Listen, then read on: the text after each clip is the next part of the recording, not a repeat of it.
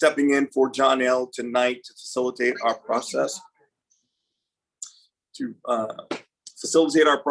the COAC meeting tonight, which is a meeting about technical assistance. That will be our topic of focus and our effort and energy. Thanks for coming into the virtual space as we do our work. Let me just give a couple of disclaimers real quickly. First disclaimer is that this is a meeting that is open to the public. It is not a public meeting, but it is a meeting that is open to the public. And what that means is that individuals of our broader community are welcomed in to listen in and watch the work of the Community Oversight Advisory Committee, COAC. And we would encourage you, there will be a moment at the end of the meeting where you will have the opportunity to give public comment. Those public comment moments are going to be limited to about a minute to be consistent across all committees. The Executive Steering Committee, the Historic Albina Advisory Board also have about a minute allotted for conversation or community interaction. And the request in each of the committees is that any public comment be directed to the committee.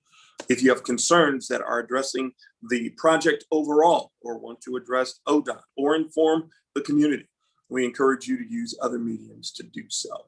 And so if we can go to slide number 2. Welcome COAC members into the space. And I believe, Corinne, are you going to give us the overview? Or is it Natalie?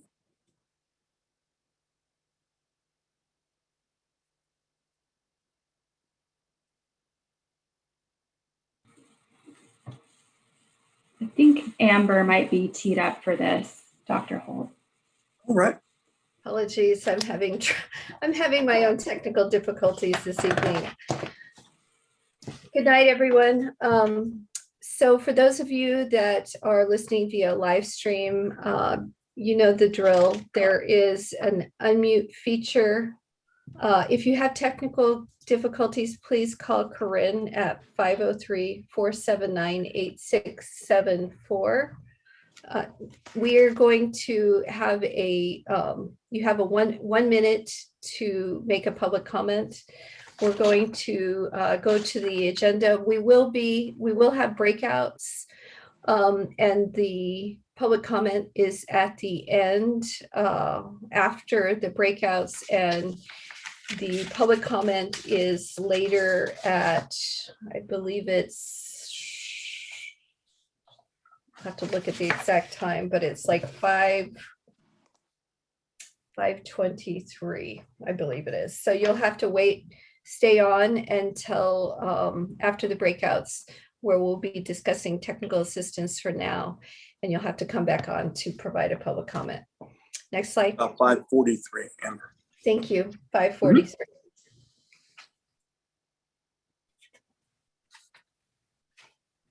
Thanks for that, Amber. I appreciate it. Tonight's agenda, we are going to go over our ground rules, which I'm sure you're familiar with, and so I'll be extremely brief on that. Brief mention about the last COAC meeting, which was held in April. There was no meeting in May because we had the joint meeting between the 3 committees. We'll talk briefly in regard to that, give an opportunity for any COAC member who would like to express thought or process from that joint meeting or any question, and you will have a minute to do so. And then our project updates, where the director, Megan Channel, will come in and talk about the various updates related to the project. And then we're going to go into the CMGC presentation. We'll be talking about the diversity plan and our technical assistance approach. Then there will be a moment of breakouts. And as Amber mentioned, in the breakout groups, the committee will go into 2 breakout groups that will be facilitated. And as they are facilitated, it will be necessary to identify someone to be the report out person while in that, to capture the notes and be prepared when we come out of the breakout to have our report out and discussion. While in breakout groups, for the general public, you will not see or hear the conversation that's happening in the breakout groups. And as Amber just referenced, if you stay on until we come back together. You will be able to hear and view or listen to conversation from the report outs, and then we will have space for public comment. That's how we're going to do what we do tonight. Next slide, please.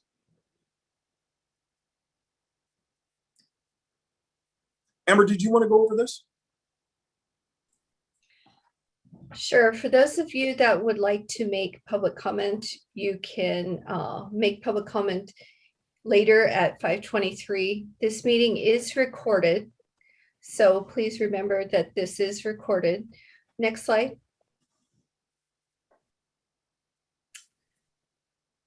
You could also, let's see.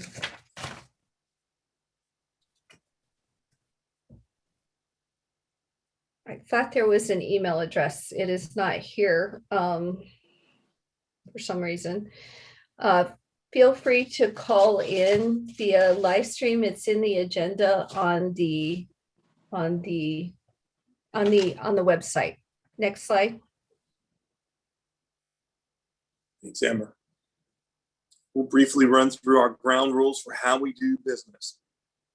Let everyone participate by listening to and respecting diverse views and opinions. We understand that this particular project there brings out and brings in a variety of perspectives. It's important for us to hear one another. And so we ask that you listen with an open mind and that you create a space for value learning from different input. And stay open to new ways of doing things and treat others constructively and respectfully. Next slide, please. Respect the role of the facilitator to guide the group process. My effort is to keep us on task and to be sensitive to the investment of your time and your effort and your energy tonight. So that's what my effort and work will be. And by that, if there are moments where we're going too long, then I'll shut down conversation and move us forward, or pull out, maybe asking questions to expand around things maybe that we've approached. So we'll do a little of both potentially.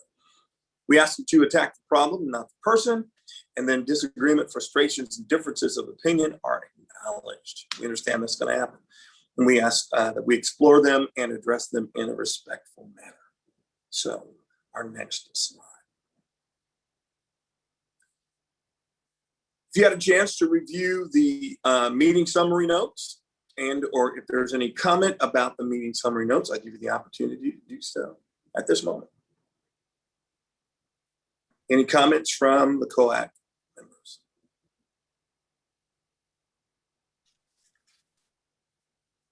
Okay, no comment. We will take the meeting summary notes and consider them accepted. Our next slide. We had a joint meeting in May, and I want to give some time to the members of the COAC to potentially weigh in, share their thoughts and or perspectives related to, or even questions related to that discussion, if there are any. If you could go to the shared screen, please, or the gallery view. Each COAC member, you will have 1 minute, provided you want to share a reflection of perspective or question in regard to our joint meeting. You can do that by your hand raise feature. That would help me out tremendously.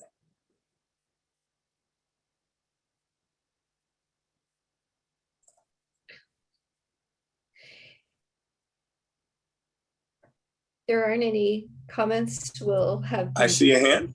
Yes, great. Yeah. We'll go with James Posey. Sir, you have 1 minute. Let me see if I can get my, can you hear me? Yes, sir. Yes, but we can't see you, sir. Okay, I was trying to get my video started here, yeah. Go ahead and get the video up. Yeah, you know, I just want to mention that in the joint session and subsequent to that, there was some discussion about DOT and providing other work for Raymore, the minority contractor out here.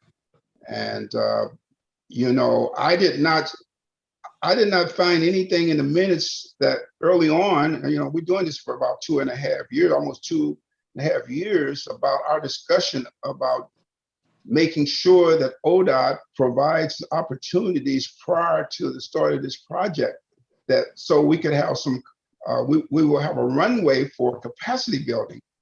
You correct me if I'm wrong, but early on when we talked about that, there was some expectation that ODOT would share what they're doing in the interim between now and the beginning of this project to build capacity. Am I wrong? You guys tell me if I'm wrong on that or not. Thanks, James. Great timing too. About 58 seconds there, sir. Thank you. Appreciate that. Any reaction or response around that question? I can go over time if you want me to, Pastor. You know. No, sir. That I have no question. Any comment for James's question, Mr. Posey's question? COAC members, I've got you, Stephen Green. We'll come to you in just a moment. Does anyone else remember the conversation in regard to that opportunity? Dr. Holt, I can jump in. This is Megan. Yes, I know that that's been a priority and a comment from COAC and broader community as well. I think today's presentation, while it is still focused on the Rose Quarter project, is about that pipeline building opportunity. And so looking forward to kind of getting into the specifics of that, James, as we're working with our CMGC here. But I'm also taking a note from you that you'd like to hear beyond just Rose Quarter, the other elements that ODOT is doing and incorporating, not just in this project, but in others to build up that capacity more broadly just beyond this project. So we'll be circling around. We'll be circling back to get them that information. Well, you know, I haven't seen anything in writing. You know, Megan, a lot of, you know, I like to talk, but I ain't seen a thing in writing about what we're doing. You know, let's see something. Let's see a spreadsheet on who's doing what, when, where, and how. Because, you know, we do a lot of talking. At least I do a lot of talking. So I want to see some hardcore stuff that we're making progress in terms of building capacity. Whether or not this project goes forward or not, we still need to do what we need to do. Thanks, sir. We will make sure to do that. Stephen Green is next. Thank you, Dr. Holt. Two questions. One, I asked it in the joint meeting. Every meeting for the last few years, we've been able to do comments during these meetings on Zoom. I see that they're locked again. And so I'm just wondering why. I think it's a time saver for us. There's questions that go back and forth. And so that question. And then the other one was my understanding in the joint meeting was OTC was going to be doing a vote in June or July coming up. But I'm sure, as everyone saw, there was an article that talked about an OTC meeting where there was a vote already in May. Are those related? Did I hear that incorrectly? Just give that some context, because I believe what we were talking about in the joint meeting was a number of options, but as the article tried to articulate, was that OTC already made a vote on that. And so I was just wondering if we could get some context on that. Thank Absolutely. You. Great questions. Thanks. Megan, I will go to you to address the last one. And then maybe Amber, you can address the first one in regard to the chat feature. So Megan. Yeah, perfect. Thanks, Dr. Holton. Thanks, Stephen, for the question. So no, the OTC has not made a decision or done a vote on the highway cover designs. So you'll hear in my project update a little bit more about the independent cover assessment process, the timing for that. But to your question and jumping to the punchline, the OTC meeting is set for July 15th for the ICA, and ICA is independent cover assessment for the independent cover assessment team to provide the recommendations coming out from that process. The reference, I believe, to the May item, the OTC did pass a resolution that provided some direction to us as an agency around a number of different items for the project. I'd be happy to point this group to that on the OTC website so you can see it. But I think in the, Stephen, if I'm stretching here, the article that you were referencing was kind of linking that to the resolution's statement around the I-5 main line. And so the resolution sets a maximum width for the new auxiliary lane and the shoulders on the I-5 main line, but there was no vote or even connection to the highway cover design in that Excellent. resolution. Thanks, Megan. Thanks, Megan. Amber, I'm sorry. Stephen, go ahead. Oh, I was just saying thank you. That's all. Okay. Sure. Yeah, Sorry. thanks. Sure. With regard to the comments, I don't know what happened. It was purely an oversight. We'll make sure that the comments are back on. We've had them on all the time, so there must have been something that happened with the features. So we'll fix that. But Thanks for highlighting. I would like one clarifying question for James, so that we can make sure we get you what you want, which is you want like a list of projects, right? Yeah, it's pretty clear that, right now, if we were to have this project was to start today, we'd have some challenges meeting our goals in a material way. We're 2 years out. If everybody, and I'm not limited to ODOT, if everybody, all hands on deck, were to go out and start working ground zero to start building capacity, then all the folk who want to see this project go forward successfully, we will have a much more robust reservoir of people to pull from when this project really gets moving. And you can't wait until the date for it to start. And so we should track that. And it should be a part, this is what always bothers me. It should be a part of ODOT's ongoing deal to make sure that people are involved on the ground, making, not just meeting goals for the sake of meeting goals, but actually building capacity. And that's for the industry's sake, not just for this project, it's for all of us to make sure we have enough people in this community who can do the work. So that's what I'm talking about. Yeah, Appreciate I would like to, Dr. Hall, I'd like to follow up on James's question and Steve's question. So I'm aware of 3 things that ODOT is doing. Recently ODOT developed what's called a strategic action plan, which is basically the overall strategy for the agency, of which one of their core goals is to increase opportunities for BIPOC firms. ODOT, through Nicotris, who's the head of social equity, has also implemented a review of the existing program. And the other thing is they're developing some kind of like workforce capacity and construction program or for workers. So those are 3 things that I know they're doing, and they're focusing on women and people of color. So, but we'll get more information and get back to you. Make sure we get that in writing to you, James. In fact, to the whole COAC, so that there's awareness. Good flag. Thanks for calling that out. Kenichi. Hi, everyone. Just a couple quick things. And I think James and Stephen kind of touched on one of the things that was foremost for me is it'd be great to get just status updates. What's going on with the project? What's going on with the GC? We see things in the news. So just updates. I sometimes it feels like there's a bit of a vacuum and we're kind of piecing our information together.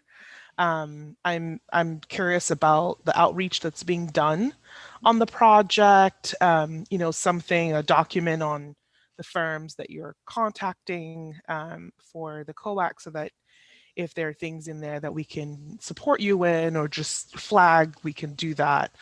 And then just, again, wanting to underscore having that at the beginning of the presentation so that we don't have to tease out information.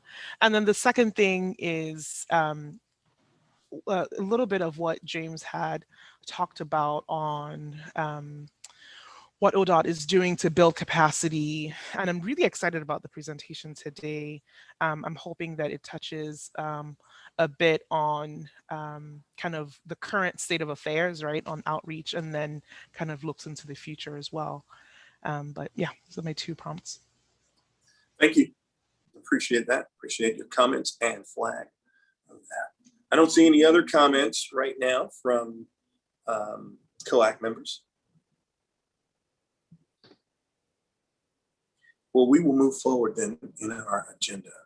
And so next is the project updates from our project director, Megan. Thanks, Dr. Holton. Kenichi, point taken on project updates. I think maybe next time before we have comment from COAC, I'll make sure to hit the project updates, but happy to answer any questions around this as well. But today I really wanted to hit on the independent cover update. That's really the biggest piece of work outside of what we're going to talk about with our CMGC team today that's happening on the project. So want to just make COAC aware that there is an online open house for the independent cover assessment process that got extended to Sunday, June 20th. So if you haven't had a chance to participate, you still have a couple days to provide your input or share it with your networks. So that is there. The ICA is in the process of wrapping up their work.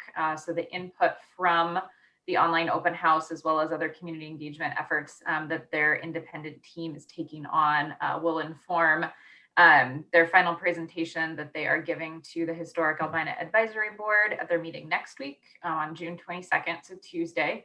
And at that meeting, the Historic Albina Advisory Board will be formalizing their recommendation in a letter to the Executive Steering Committee. The independent cover team will then give a final presentation to the Executive Steering Committee at their June 28th meeting, so following Monday.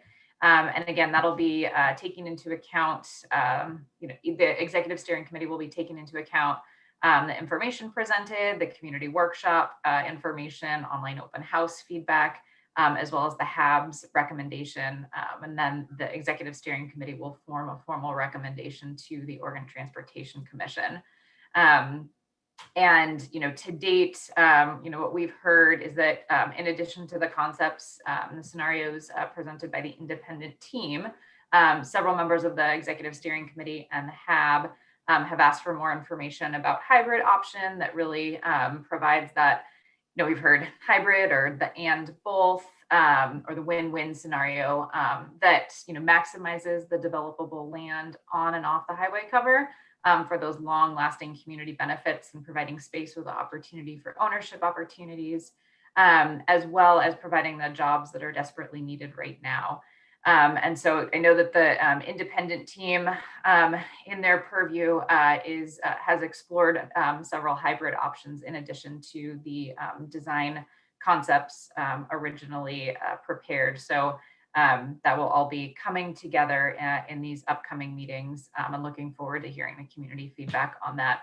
And then Stephen, to your question earlier, just a finer point, OTC will receive a presentation on that work at their July 15th meeting. And I know that there's been in that process a lot of questions around the independent cover assessment team's concepts, really as they relate to project schedule and timing.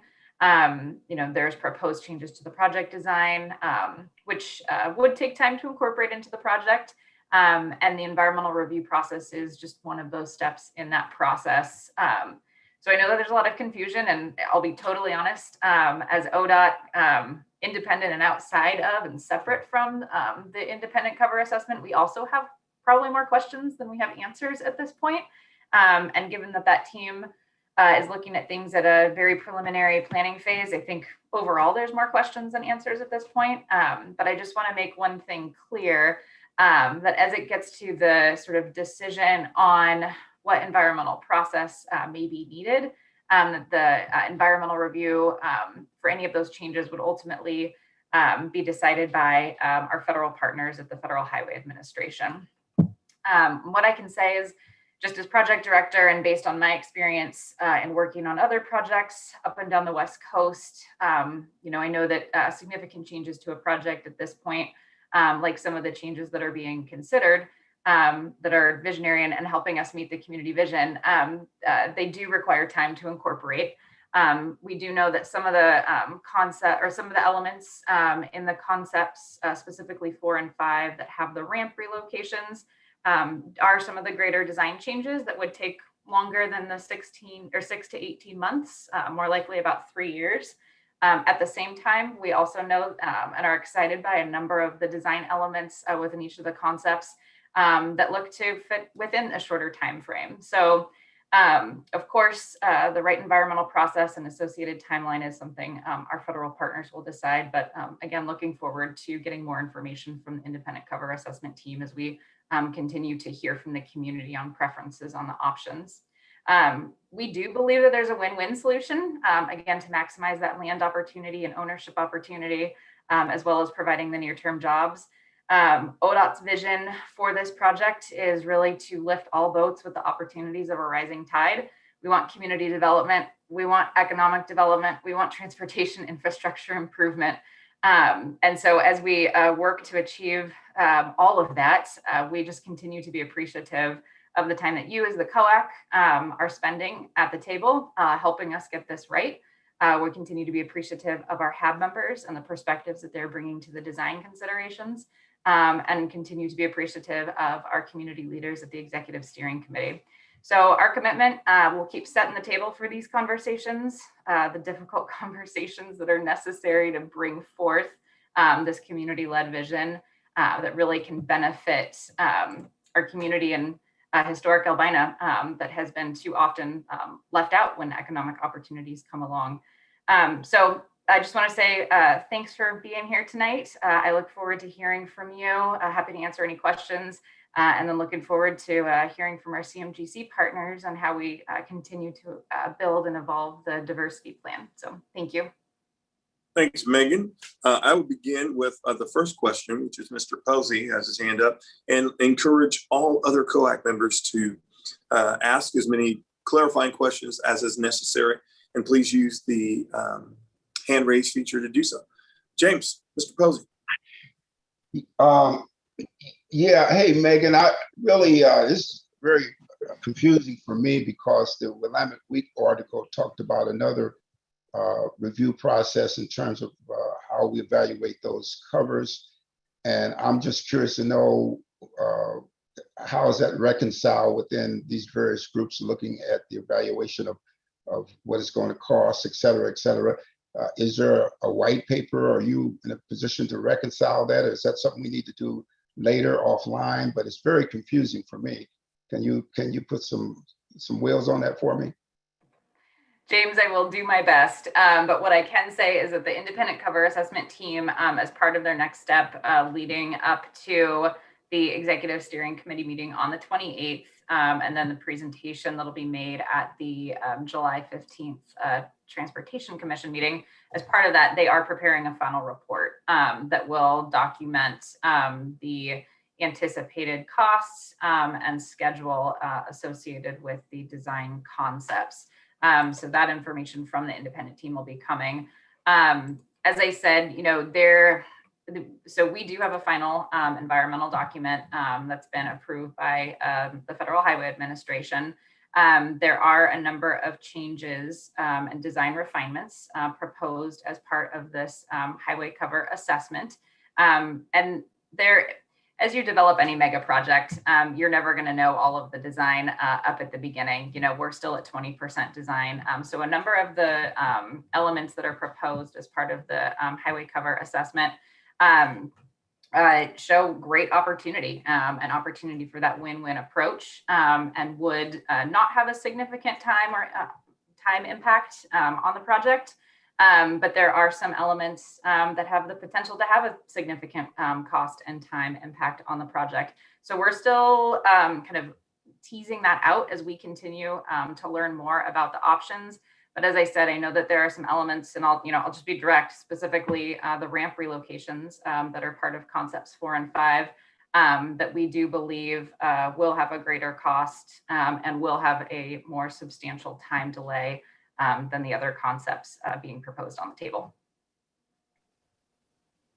Okay. Thanks, Megan. Appreciate that. Stephen Green.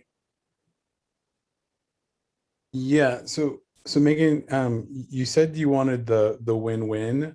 I guess when I hear you say win-win, I think about the other partners being at the table as well. Do you envision that happening with the city and everybody else prior to the OTC meeting? Because I guess it puts us, I think, on the COAC in this weird spot in community where it's like it's community led, but not all the community's there, and these other public sector partners aren't there, and so it kind of looks like it doesn't look like a win-win, and the other people aren't at the table. What does that look like between now and the vote in July in your mind? Yeah, I think, Stephen, you're bringing up a good point.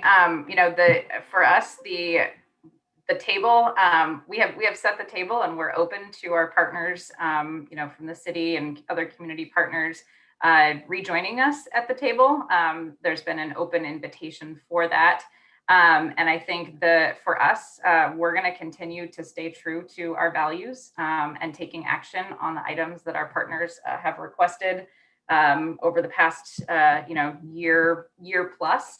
But continuing to make sure that we're elevating the voices of the historic Albina community with that focus on restorative justice, a focus on mobility, climate action, community engagement. And then, we have our executive steering committee, we have our HAB, we have the continuation of COAC, really at the request of and continuation of meeting our partners' requests in that regard. We're doing the independent cover assessment at the request of partners and a number of things. So it's staying true to those actions, following through on the requests that have been made, and continue to set the table and make space for those conversations for those that are willing to join. Got it. Thank you, Megan. And one more I'd add, and that's transparent decision-making. I don't know if you want to expand on that at all. Yeah, thank you, Dr. Holt. Yeah, one of the other values is about the transparent decision-making. So just making sure, Dr. Holt, I think you are the number one internal advocate for this in our team, is tell the truth, tell the story. And so as we set the table, as we do our work, I'm going to continue to show up here with full honesty and transparency, and sharing the information that I can with our COAC. Continue to host those conversations as part of the project with our other community partners as we move forward. So that's definitely a key value that we're carrying forward as well. Appreciate that, which puts us in a great, and when I say us, I'm talking about those of us who are community advocates and are involved in a process for the investment opportunity that maximizes the leverage and outcomes for our community. So that's what, when I use us or we, gives us an opportunity to have the conversations we need to have, and to say the things that need to be said, and to address all sides of what's being dialogued about. So great questions tonight, great comments tonight. Any other question for Megan? All right, we will move forward then in our diversity plan, the overview, capacity building technical assistance. About 20 minutes for this portion prior to us going into our breakout sessions. So I turn it over to the CMGC. Thank you. Hello, everybody. This is Bill Bruce. I'm the diversity director for the joint venture. Also project manager for Raymore Construction. Since we took a month off and you have all been studying a lot of information, I thought it would be good tonight to start out with a context slide on where we've been and where we're going. Could I have the next slide, please? So we've had two meetings thus far, March and April, and we're basically marching through the draft diversity plan. The two meetings in March and April were both dealing with portions of the subcontracting plan, subpart A. The first meeting, we thought it was appropriate to start with a discussion on the historical barriers, which are discussed in the diversity plan. Good meeting. Second meeting in April, was also in subpart A, the subcontracting plan. And it was an introduction of the green sheet tool, which in summary is our planning tool for how we plan diversity into our subcontracting approach. And then that leads us up to tonight, which would be our last section of the subcontracting plan, subpart A, and it would be the technical assistance approach. So moving forward, what we have envisioned at this point is there's two more subparts to the diversity plan. There's subpart B, which is everything related to apprenticeships in the workforce, and then there's subpart C, which is a bit lengthier, which is every other element of the workforce other than apprenticeship. So we've broken that up into two meetings, part 1 and part 2, which we think will occupy August and September. Next slide, please. So we dropped the slide. So before we go on to the guiding principles, let me introduce tonight's topic in a little more detail. We're gonna go over technical assistance. With me tonight, I have pretty much the same team that we've had for the previous two meetings. I got Jeff Moreland's here, Belinda Mutoni, Brianna DeCobb, Brad Sullivan, Matt O'Connell, Jennifer Erickson, Tayo Adishida, Webb Moreland, and Terrence Hayes. And these are all folks that are part of the joint venture and are also actively either working on the pre-construction services phase of this project or working on the quote unquote pipeline projects that are going on here in the Portland area. So with that, this first slide, next slide, please. We always like to start these meetings by touching on the guiding principles that you all developed. Webb? Yeah, I'll take this. Guiding principles related to subcontracting.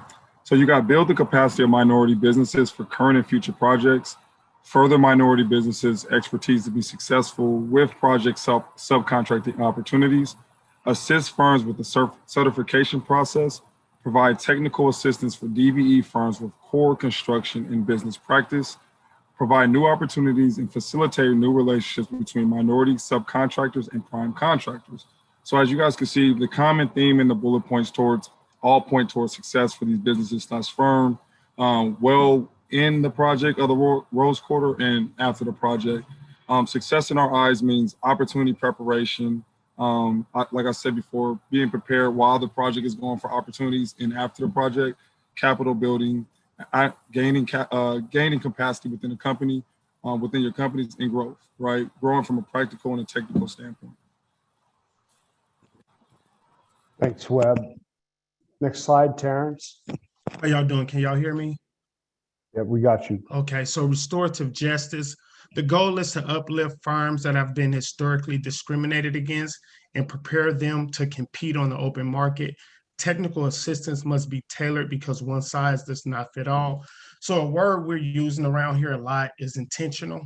We're going to be just as intentional, if not more intentional, to give technical support to minority companies as the intention was to take it away and disenfranchise them. So we're really focused on that. And we want to make sure, just like Webb said, that not only during this project, but afterwards, that they can walk away healthy and better companies all around. So we're really conscious and intentional about our efforts right now. Thank you. Next slide, please.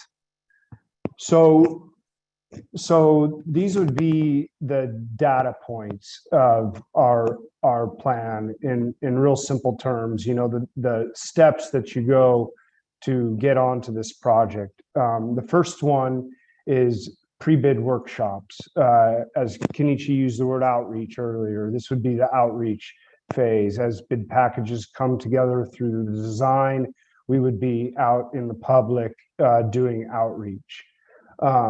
In between once we're out on the street with a package, there's an opportunity to provide pre-proposal assistance to firms. That's the second node. So this would be the first opportunity to apply technical assistance prior to firms bidding a project. A lot of the key points in time to help a firm is when they're actually trying to win the work.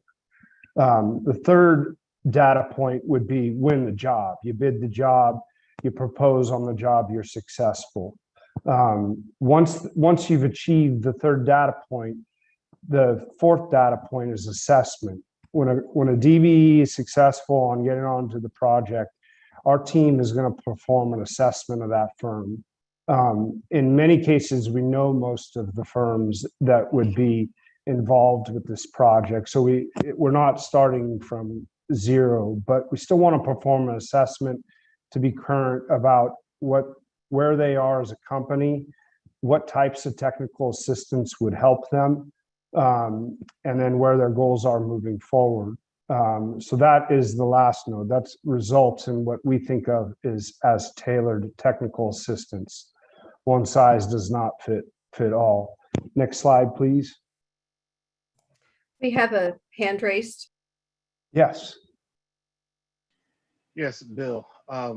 Thank you. Yes. Back to that earlier slide.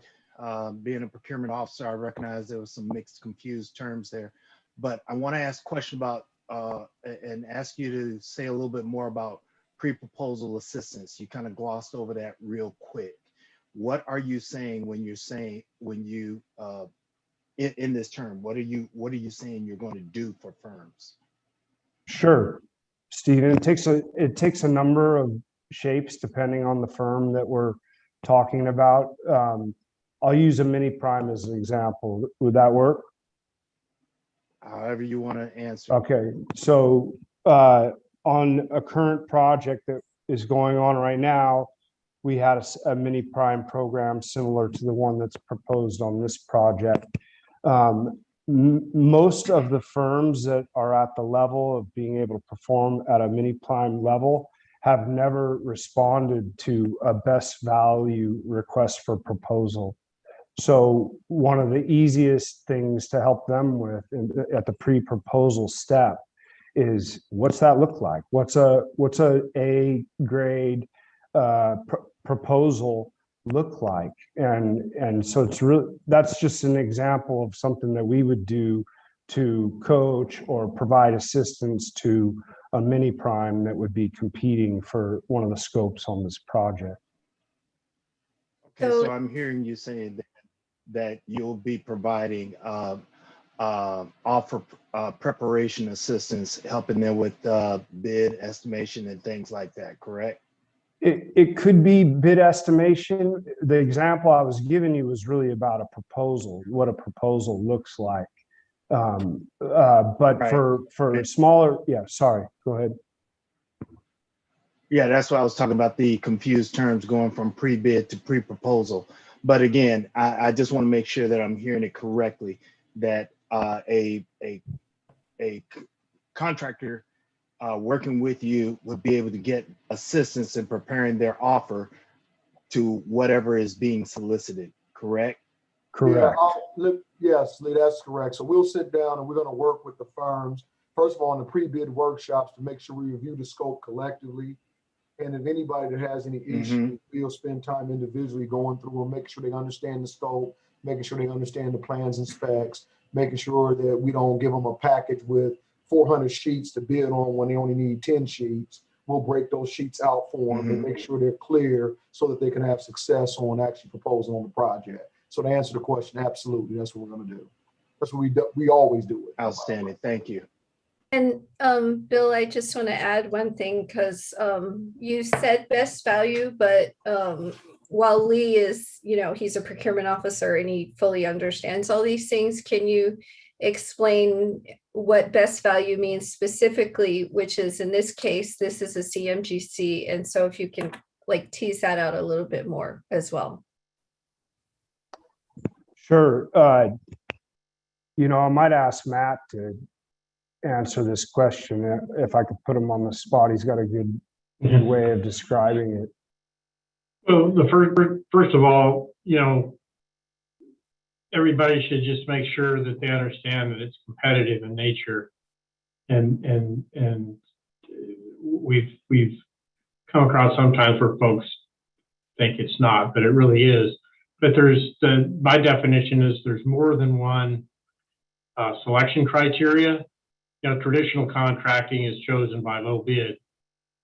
In the best value arena, we have several criterias that we choose to use, and we come up with a scorecard that's vetted by the team and shared with all the proposers in the pre-bid meeting. So, a brief description of it. Hope that meets the expectations.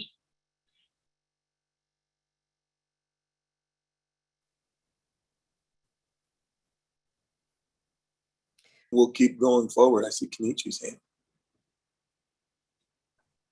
Just a quick thing on Bill, you mentioned that for the pre-bid workshops, I was talking about the outreach. I was actually talking about something different. So before, you do outreach to get people to the pre-bid workshops. So I was curious about a little bit of that, and we can talk about it in the breakout room sessions, and we don't need to dig into that here, but there is that step of just reaching out to folks and making sure that they can get to the pre-bid workshops. So just a clarifying thing and that we can talk about later.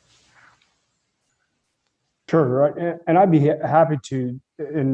But at this juncture, I'd also just remind everybody that we're not actively doing outreach for anything at this junction at the 20% design. We're always cognitive of the amount of effort and commotion that we could create for people when the project is still a long ways out, and there's elements like the ICA efforts going on. So at this point in time, we're really not doing any outreach for any solicitations. All right, Bill, back to you. Okay, thank you, Dr. Holt. Where did we leave off?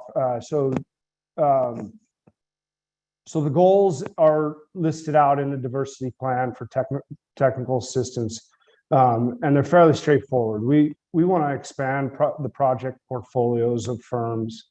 We want to expand their staff capabilities. We always want to nurture startups and early stage DBEs and get them at that early point and work on their growth. We want to teach new technologies, software a lot of the times, but often also means and methods out in the field. We want to improve finances, operations, often referred to as system structures and skills. And then we always want to be able to assist firms with certification. There are still minority firms that have never done public works projects, and oftentimes they're right here in the community. And we want to take advantage of that and make sure that we can be a first opportunity for a first-time DBE. And then we want to develop for everybody. We want to develop a set of success metrics that we can gauge our performance based on and gauge the performance of the DBEs that we work with. Next slide, please, Jennifer. Lee has his hand raised. Do I keep going or are we stopping? I'm sorry. If it's on that slide, maybe. I'm missing the hand raises. Lee. We'll take you, Lee, and if you could, sir, we want to be cognizant of the time. So.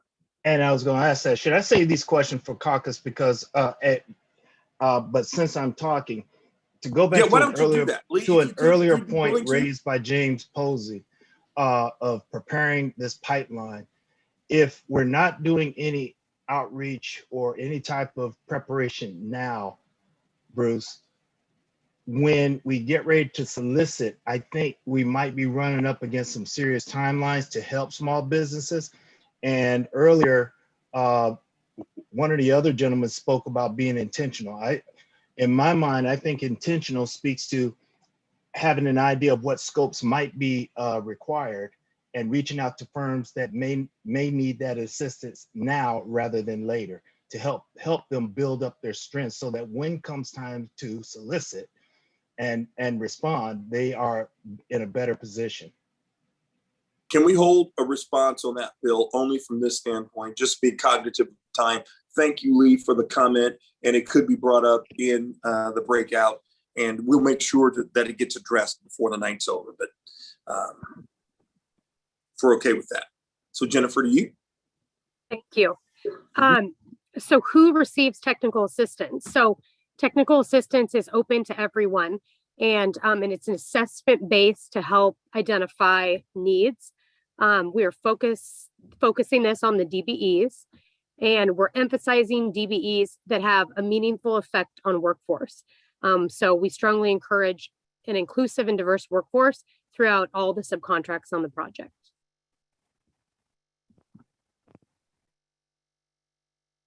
And I know Lee already asked the question here on pre-proposal assistance, but here after the pre-bid workshops, next step is the pre-proposal assistance. And what's critical at this point is that us as the CNGC have a deep understanding of the diversity requirements for the project, which include workforce and subcontracting, cultural competency, and harassment-free work zone. Part of the pre-bid proposal assistance we have in the diversity plan is bid packaging and scope review, plans and spec review, just like Jeff Moreland mentioned, breaking out different scopes tailored to each sub, not giving them a big document with all the plans and specs, but whatever is relevant to them. Also understanding the DBE's backlog, and then also helping with pre-bid proposal of RFP responses and estimating, and finally also software training, which is critical, never changing in this industry.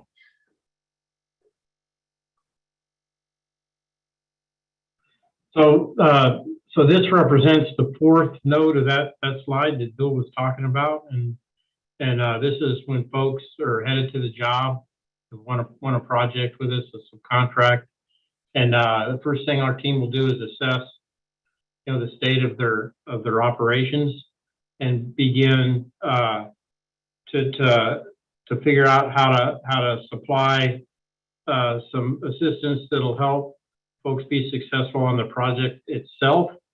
And this might be in the way of safety, certainly compliance wording, and really, one of the most important things we'll be doing as people on board at this project is provide our cultural competency and harassment-free workplace training. And I'll touch on software again. If we're using anything special at the job, I know Belinda mentioned that, but we'll help folks understand how to use that. Sort of the second phase of this process will be what can we do to help these folks grow their business and be successful on future projects. And some of that will include, managing their staff and workforce, finance, understanding finance, bonding and insurance, and as well as estimating and change management, which is going to be successful or need to be done to be successful. And really, this phase is more about their company and their future success versus, just working on the project. Bill, next slide, please. Thanks, Matt. So this slide, I'll start out by saying this slide is a summary slide for the next 3 slides so that you know that you're going to get more information on each one of these bullets. So this is really the overview of our approach we call it tailored technical assistance protocols. So there's 3 components to our approach to providing technical assistance to DBEs on the project. The largest, being the blue area, is what we call project-based assistance. And that is provided by our staff. And it really involves everything from the assessment through to the end of the project and on into future projects. That's the biggest piece of it. The second piece of it is specialized technical support. It's almost always provided by a third party professional service. And it is usually represents a smaller portion of the work. Because not all DBEs want or require a third party consultant to work with them. And then the third component is the membership groups and their ongoing support for a lot of these DBEs, as well as the services that they provide and training that they provide in an ongoing fashion. So again, the proportions of the pie change depending on the DBE that you're talking about. Again, not one size fits all. So let's get into each one of these three components a little more detail. I'll ask Brad to take the first one. Thank you.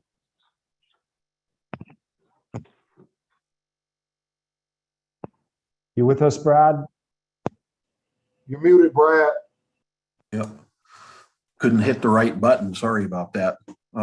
Anyway, good afternoon, and wanted to talk a little bit about involvement with the membership advocacy organizations, PBDG, NAMAC, MCIP, Latino Built, WAMI, and the minority chambers. Working with these individual organizations to gain trust with them and the members that they have within them, and utilizing their existing resources for training and services. They have pretty good programs that help the DBE contractors. Networking with them, again, working with contractors, talking to them at committee meetings and stuff like that is important to gain trust with them and to get information out about bidding packages, and then just information in general from them and back to us is important. So it's a pretty important part of the whole assistance program. Thanks, Brad. Next slide, Brianna. Yeah, so the next piece of the pie is the specialized technical assistance program, and it's really a big part of this is making sure that it's an individualized plan for each of the subs that we work with. So just to say it again, the one size doesn't fit all. So not all subs will need all of these different professional services, but we want to really make sure that we're sitting down with them, understanding what they need and what it's going to take for them to be successful, not only on this project, but future projects. So this includes putting them with the right people that can really help them with financial management, book and record keeping, their taxes and insurance, bonding and access to capital. And all of these really work together to help them promote growth, and with the ultimate goal for them that later on after this project, maybe they can build up their staff to ultimately take on these services themselves, or at least they know the right people to turn to in the future. So this is the third part of the, we call it, Bill described it as the pie. This is where the rubber hits the road and is the largest part of what we're here talking about. And it really involves the engagement of a lot of our folks at the job sites in a lot of areas. So Webb, could you describe how you'll be helping the subs in the field, please? Yes, of course. This is actually, it's a common thing where you heard Terrence say this word. I've heard Lee say the word, which is one of my favorite words in talking about the subject, is being intentional. It's just a word we're going to continue to use. And the reason why I say it, because coming from all levels of contracting, second tier subcontracting, mini prime, and general contractor, you start to formulate critical focus items to help with success and growth. for not just us as a contractor, but for people, for subs and people around me.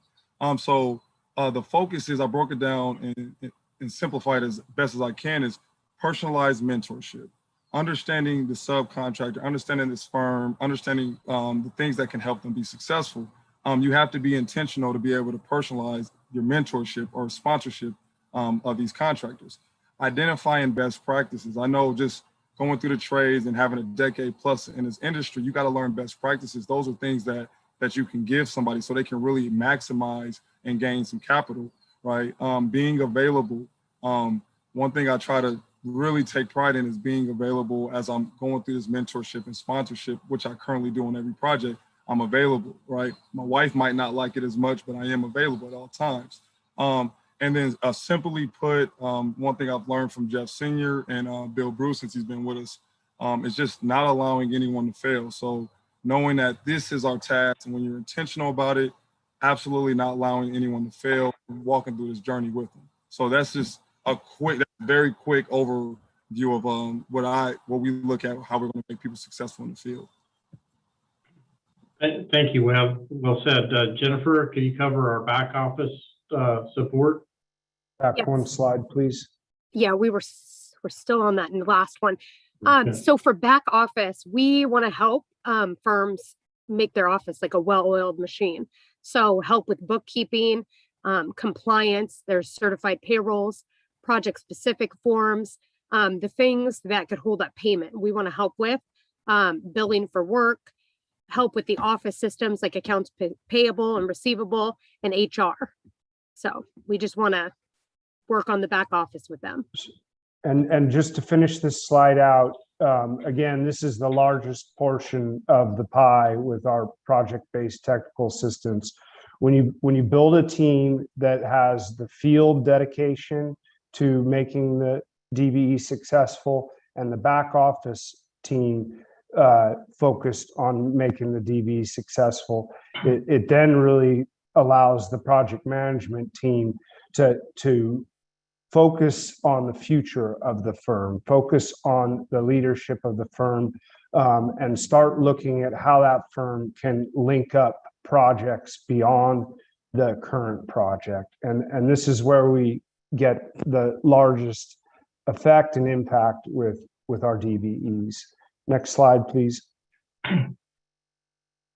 Yeah, so we'll implement a continuous process of, checking with the subs and evaluating how we're doing as an overall project team. The first check will always be compliance with all of our requirements of the project regarding DB subcontracting results and meeting our workforce goals. And then we'll also be monitoring and checking in with folks to see how they're progressing toward their defined business goals, as well as how they're doing and making sure that they're profitable and successful on the Rose Quarter project. Next slide, please. So anticipated outcomes, what is this all about? We're preparing our firms for sustainable success and growth for this project and future projects. What does that look like? We're in an interesting time in our country that we have an ecosystem of construction that's about to take off. And this project is one of the catalysts to that in terms of we have the Columbia River crossing, we have a lot of TriMet work. There's a lot of work that's going to be coming up. If we can do an adequate job of preparing our firms now, they will be able to prepare themselves for the future to be able to take full advantage of all this infrastructure that Biden is going to be putting in there. And so it'll translate into more profitable businesses. It'll translate into their operations improving so they can maximize more profits and minimize risk. Expand the project portfolio so they can grow into different lines of businesses. Expand their staff capabilities, so they gain the proper personnel to be able to take them into the future, utilizing new technologies, online takeoffs, blue beams, maybe some financial systems that take them from a QuickBooks to a more sophisticated software system that makes them more bondable and makes their financials a little bit more manageable. improving their finances, teaching them how to get access to capital, all these things that we do, and why it's so critical because that's where Raymore came from. Raymore started, 20 years ago as just a truck and two guys, and we've grown to where we are right now. And the whole thing is to show everybody else how you can do that. How do you go from this and to have the anticipated outcomes of success that are long standing, that employs people with living wage jobs, gets more small businesses involved, and that brings economics to a community that actually helps build healthy families that build healthy communities. Thank you.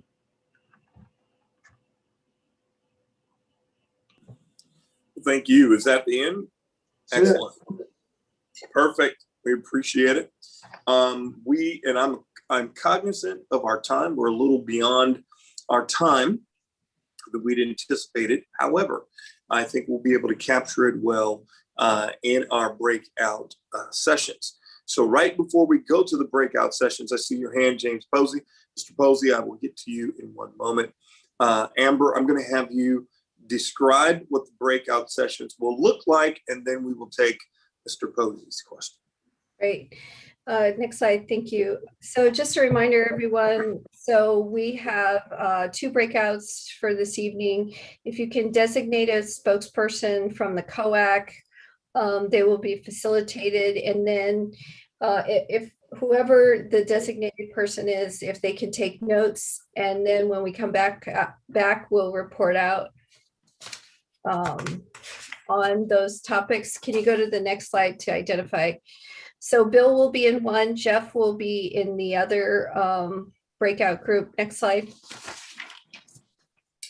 So these are pretty much the same types of questions, which is what elements are missing? What would you recommend? Can you provide some examples? That kind of thing. So each of you will go into your breakout group, and then if you can designate who will be reporting out. James, if I could ask you pretty please to hold your question until the breakout, because we're behind schedule. Pretty please, sir.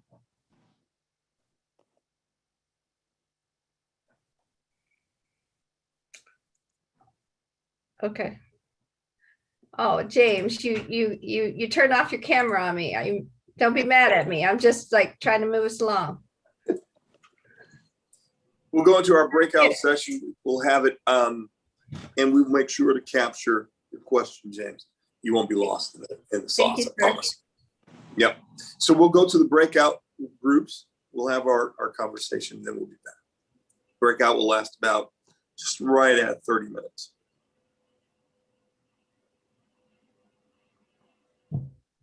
Dr. Holt, could I just confirm, are we coming back at 5:23? We will come back at 5. Let's give it 30 minutes. So let's make it 5:42? Yep. Okay. Thank you. Thanks. You.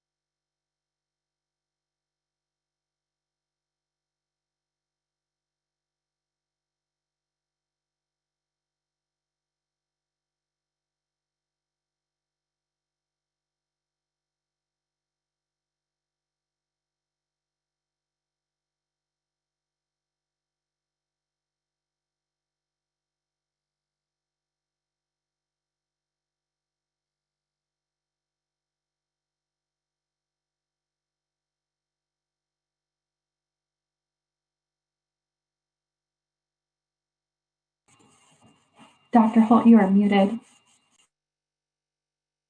Thank you.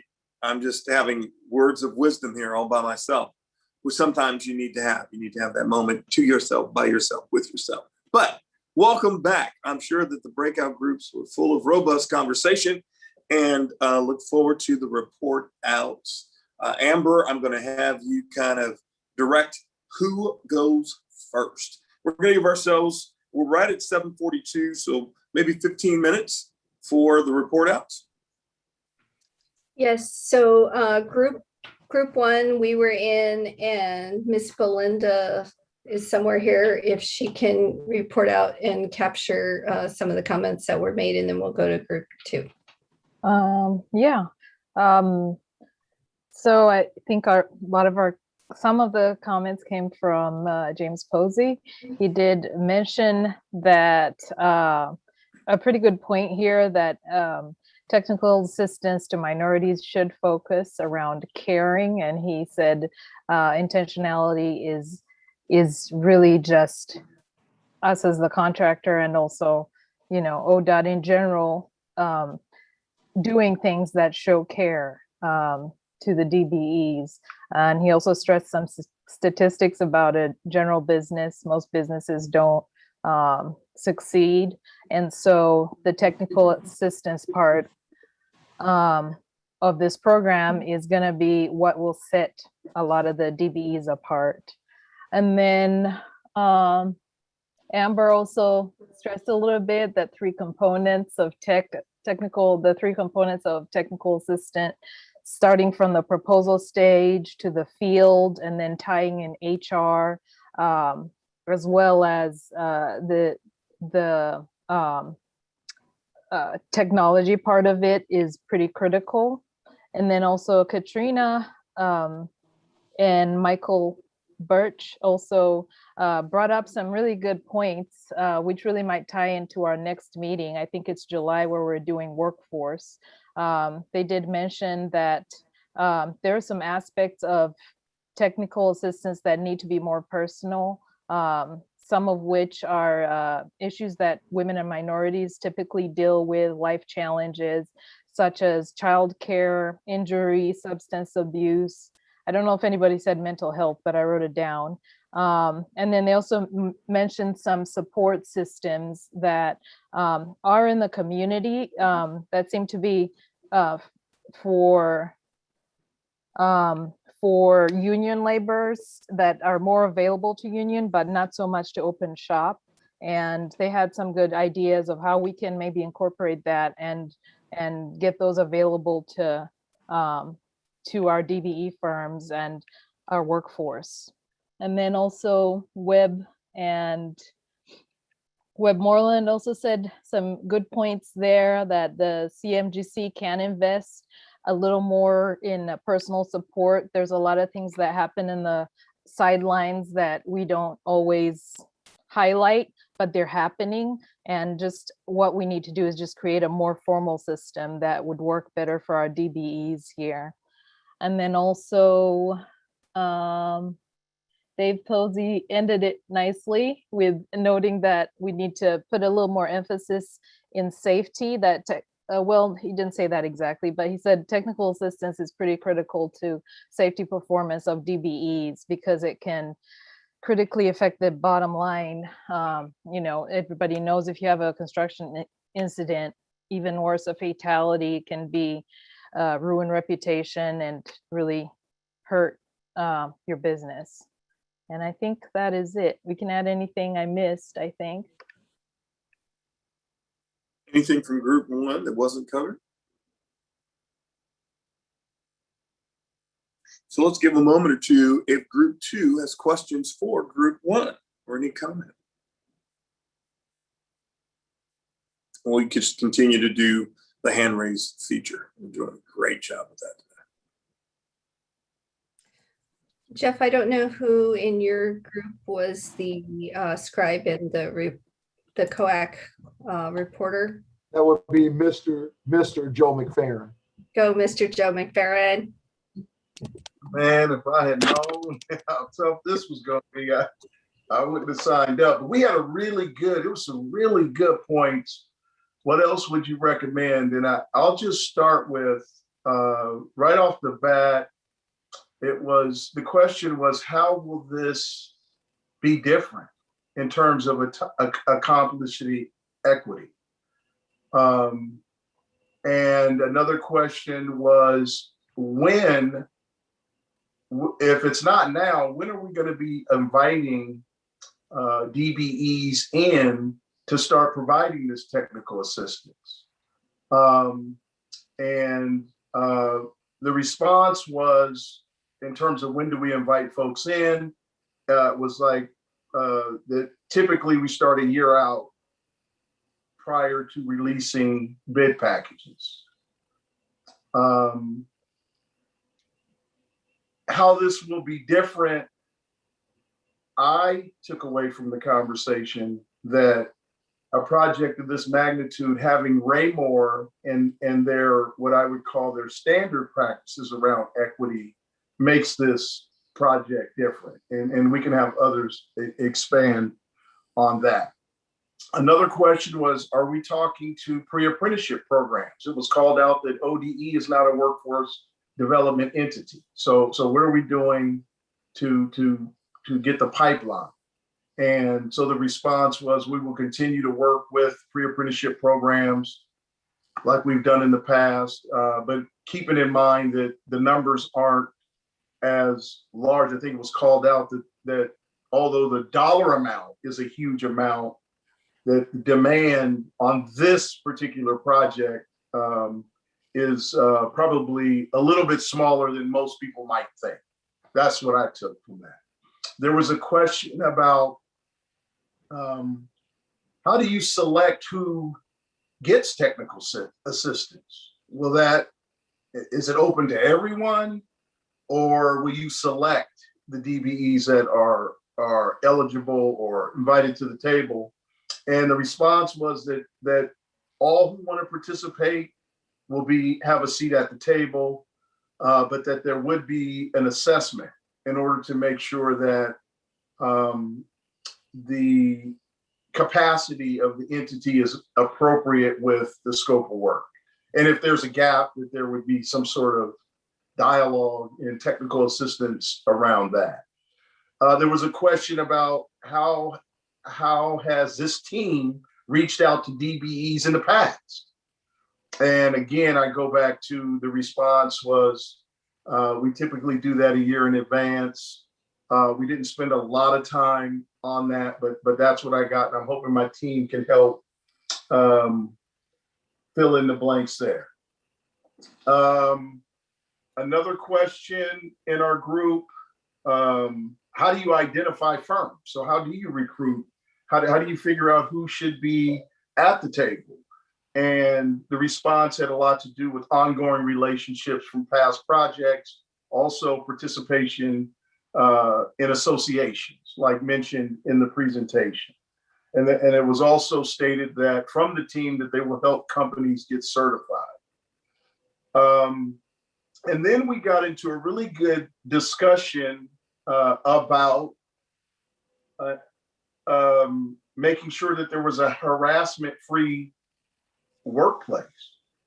And, what are your plans and your implementation strategies to make that happen? And good dialogue there. The response from the team was that for this particular project, that they were planning on customizing an harassment-free workplace plan. And there were concerns raised, from the fact that this particular plan was being developed and potentially maybe not being well thought through or used or adopting approach that's already been proven to work. So we had some really good dialogue about that.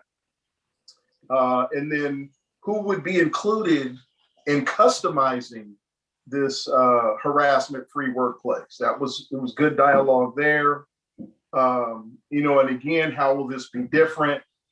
And the response was, we have things from the team, we have things in place that we've been doing, but for this particular project based on our goals and aspirations, that a customizable plan would need to be developed to ensure that we have a harassment-free workplace and work project. And in terms of the other question, you know, what examples, we didn't have a lot of time to get to the second question. And one of the things that I would just offer there is that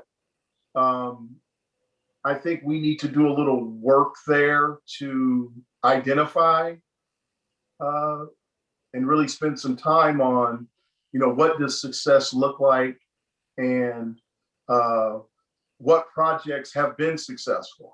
And so we can take a look at those, but we didn't have a lot of time to get to that second question. Now I'm calling on my teammates to chime in, please.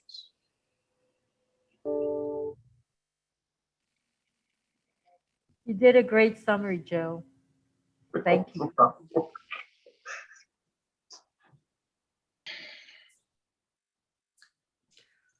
Perfect.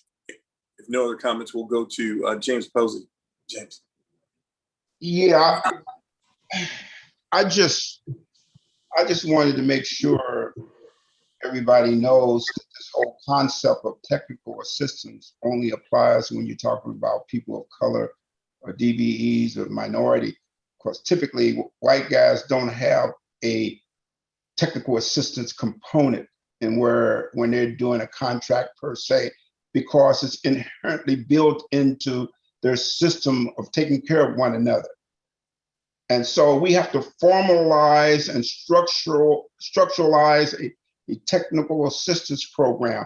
And for some minority contractors, it says to us that we're not prepared, we're not capable, we're less than. I just want to be real clear about that. So unless you have a Raymore who will translate that into I care about you, and this technical assistance is going to help you as a person, then technical assistance is a bunch of words. I just want to be real clear about it. This technical assistance, we have a unique company in Raymore who is willing to make that whole idea of technical assistance fluent and free-flowing, so people will understand it really is about them and the success of their business. You will not find that in this industry absence of Raymore. Or should I say, you won't find it very often. Only thing I can say is I've never seen it outside of a Raymore situation. And I said this before, it's true, the opposite is true. Construction is a dog-eat-dog industry, and people are trying to kill you. As a subcontractor, they take joy in offering your business. So unless you have a Raymore, someone who's really going to make this thing work for you, your probability of succeeding in this industry is considerably less. Y'all just keep that in mind.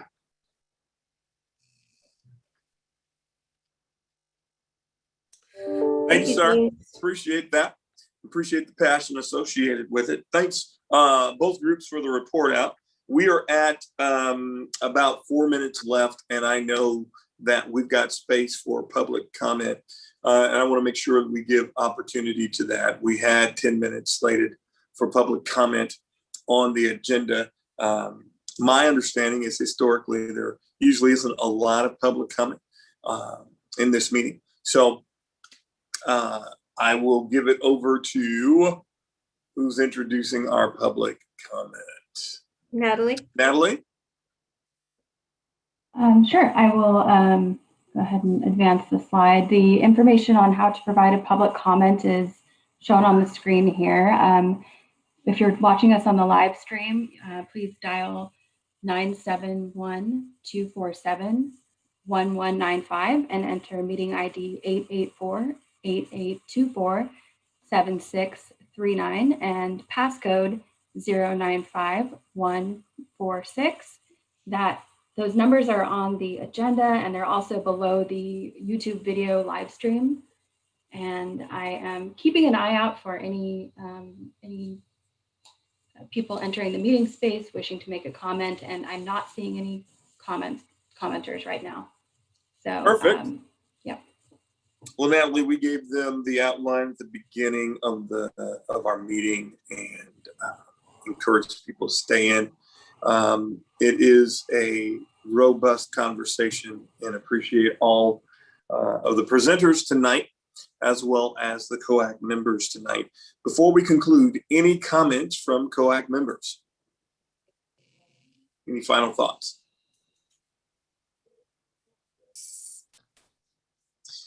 The next meeting will be in July. So just really quickly, COAC and Dr. Holt, the next few meetings will be focused on workforce. I appreciate the comment related to the anti-harassment program. You're going to have quite a few meetings to weigh in on that. So I'd love to hear more. I'm sure the JV will as well. So that means we'll be sending you the next section of the CMGC's diversity plan, which is the workforce section. Right now, you only have the DBE subcontracting plan portion of the diversity plan, but we'll be sending you the workforce section as well in like the next week or so. So please review that prior to the next meeting. In addition to that, we will also be basically going through, as some of our previous meetings, we've developed a community matrix, which is a matrix of your comments, as well as how those comments were folded into the specification. So we will be discussing the community matrix relative to the comments for the DBE section thus far, and then highlighting how the JV is commenting or incorporating those into the work that's been proposed relative to the DBE and the subcontracting plan. And then later, after we work through the workforce section, there will also be a community matrix relative to the workforce section as well. So you have time to weigh in. Also, there's some folks that we'll be following up with to get some individual comments. So thank y'all. See you in a month. Have a great night, everybody. Excellent meeting. Appreciate your interaction with each other. Jeff, is that a hand up or is that bye? You're saying bye. Okay. Have a good night, everybody. Bye. Good night. Good to see you, Jeff. Thank you. Good to see you.